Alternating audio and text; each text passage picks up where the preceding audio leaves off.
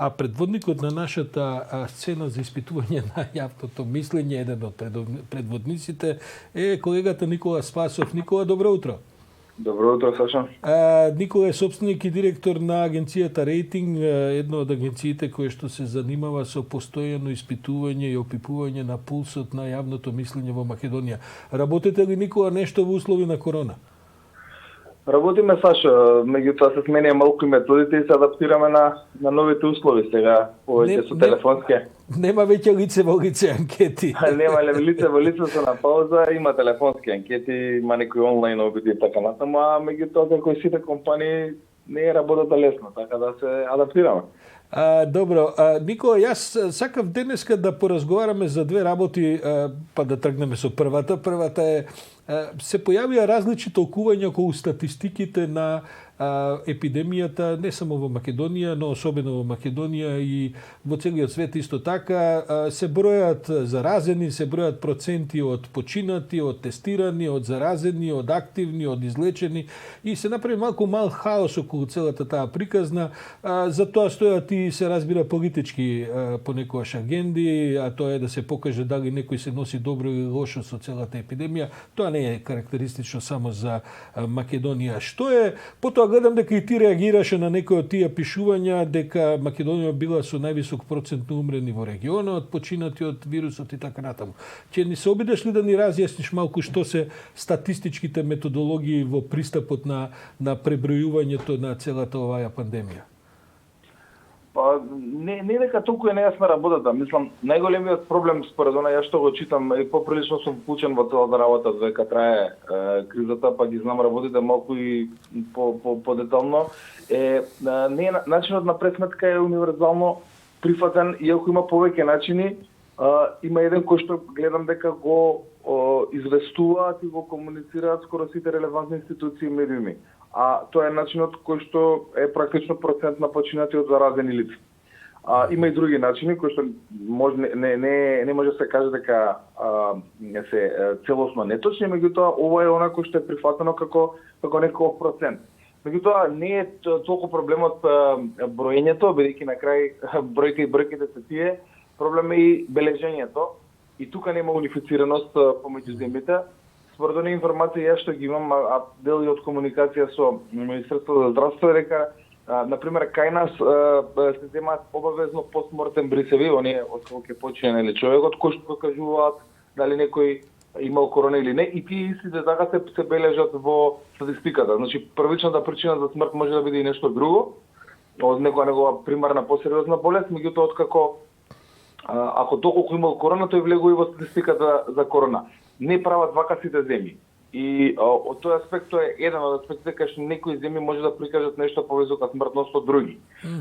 И не е јасно до крај како и нема меѓународна методологија како точно се бележат оние од корона. И мислам дека тука кај земјите се јавуваат големи разлики. Излезе пред некој ден една анализа од Италија, односно едно обвинување од локален политичар дека станува збор за огромна манипулација со бројката на починати пред се во домови или во царски домови или на други места, каде што од огромна старост луѓето со многу други болести починале од корона, кој што го смета за проблем, односно за грешно сметање. Така да од тој аспект мислам дека пред се начинот на бележење е главен проблем, а што се однесува до статистиката, таа може да се пресмета на различни начини, меѓутоа треба да се аплицира на сите земји. Подеднакво за мене овој процент на починати од заразени е оној кој што е најрелевантен и гледам дека најчесто се користи во светот.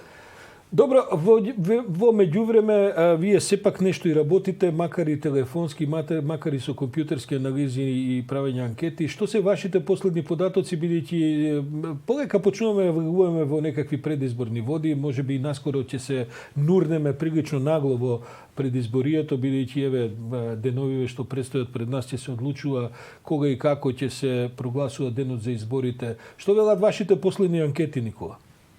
Па има еден многу интересен тренд кој што долго време не беше забележен, а тоа е враќање на доверба во институциите. Мислам дека корона кризата придонесе за кај голем дел од граѓаните да вратат доверба прво пред се тука мислам на Министерството за здравство, но и целиот систем државен, целиот државен апарат кој се мобилизираше да се бори против кризата и според оценките на граѓаните тоа го прави прилично добро. Видовте вчера се објави една анкета од друг институт и така натаму имаме и ние многу слични податоци. Какви се тие податоци од прилика поточно? Видете, податоците се близу 80% задоволство од начинот на кој што државата и Министерството за здравство се справуваат со кризата. Тоа е многу висок процент и во изражувачка рамка некој 80%, значи малку не целосно задоволство, затоа што секогаш ќе има одреден мал процент кој што се незадоволни. Така што од задоволство од работата на министерот, задоволство од работата на генерална владата, односно мерките превземени, одобрување од близу 70% на сите постапки во делот на кризата. И од тој аспект, кога имаме таква состојба, се враќа генерално довербата во институциите. И тоа е многу голема промена, односно тектонско поместување на јавното мислење во споредба со претходно, кога бевме во тој предизборен период, каде што немаше реално промени, иако партиите многу се трудеа и со кампањи и со комуникација, сепак не се смени наративот. Сега е промената реално на состојбата и во земјата и во начинот на комуникација, меѓутоа смената и мислењето на граѓаните. И во тој случај ова и така го менува и јавното мислење и кон политичките партии. Довербата во владата има пораснато, според нашите податоци значително, но ќе видиме дали тоа е моментално или дали пак на изборите сепак ќе се вратат во своите ровови партиските гласачи, на определените нема да гласат. До тоа е се уште рано да се каже, затоа што прашање е како ќе се одрази на јавноста, пак да речеме, или информацијата дека ќе има избори и дали тоа ќе ја прелее ова задоволство, ќе се прелее во изборно гласање или пак по голема мера ќе се задржи претходната определба. Тоа е нешто што дополнително треба да го видиме. Но судејќи според овие општи податоци на задоволство од работата на владата, мислам дека можно е да има и поместување значително и во рейтингите. Да бидам искрен, за 10 минути овдека преку пат на столчето на оваа маса, каде што има 2 метри растојание, ќе седне господинот Зоран Заев, со кој ќе поразговараме меѓу другото и за овие работи, бидејќи се добива впечаток дека опозицијата можеби заради овие бројки и статистики што ги наведуваш, како да се труди што повеќе да ги одложи изборите, па дури ако може да ги направи во некаков редовен термин, а сегашната техничка влада, предводена од СДСМ, барем во делот на СДСМ, како да се труди да има што поскоро избори.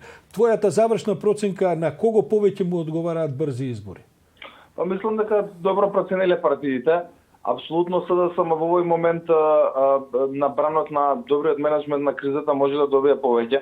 Без разлика на она што реков дека сепак треба да видиме што ќе се случува до тој датум, ако е летото или така натаму, иако секако во услови кога две клучни работи кои што го, да речеме, притиска СДСМ веќе не се на агендата, а тоа е приказната прво за Рехет, која што исчезна од политичката сцена заедно со од медиумскиот простор заедно со кризата. А тука и во голема мера изгубена кампања Никогаш Северна само Македонија, која што и со добивањето на датум во ЕУ веќе, да речеме, на некој начин е минато или нема таа сила за мобилизација на десното властачко тело. Сега мислам дека СДСМ има подобри шанси. И оттаму апсолутно мислам подобри шанси во споредба со претходно пред изборите. Така да апсолутно мислам дека тоа е проценката на политичките партии, мислам дека е прилично точна. Од друга страна, ВМРО-ДПМН сака да ги одложи изборите, претпоставувам, че кајки некоја поголема економска и финансиска криза да го стигне населението, па да може евентуално на таа состојба опозицијски да профитира, бидејќи знаеме дека секогаш кога има пад на економскиот стандард, животниот стандард, опозицијата е во подобра можност да победи на избори. Така да тука ќе се кршат копијата и не ме чудат таквите позиции на двете партии, останува да видиме како ќе излезе целата работа на крај. Добре, Никола, да, останува крајот ќе го покаже она што ќе се одвива до тогаш. Јас се надевам дека вие ќе можете брзо да излезете на терен и да измерите во повеќе детали различни аспекти, нивоа, нијанси и така натаму на јавното расположение во Македонија, бидејќи сепак заедно ќе се согласиме дека телефонските анкети, интернет анкетите и така натаму имаат низа ограничување, па не секогаш верно може да представат точната ситуација на теренот. Никола Спасов, собственик и директор на агенција Рейтинг, благодарам за ова вклучување. Се надевам дека ќе има место и време кога ќе се видиме и во студиово, Никола, бидејќи доаѓаат времиња кога проценките на агенциите како твојата, како вашата ќе бидат многу важни. Фала, Сашо, се надевам и јас. Полека и се гледа и крајот, мислам дека на епидемијата според последните бројки и така натаму и проценки, така да се надевам да се гледаме брзо. Така е, ќе носиме маски ако треба, моја вева е на масата, а се надевам дека сите други се добро опремени со тој вид на заштитни средства. Никола Спасов, благодарам.